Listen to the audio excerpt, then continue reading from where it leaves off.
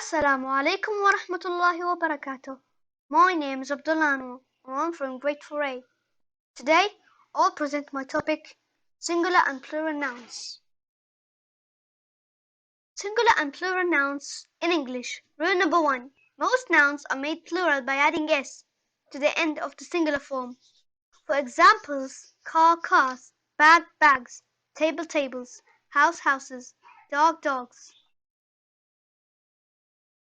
Rule number 2. Singular noun that end in s, x, z, ch, sh or double s form the plural by adding es.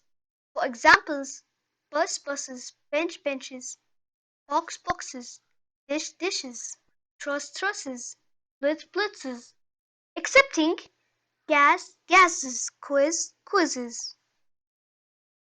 Rule number 3. Nouns ending in y.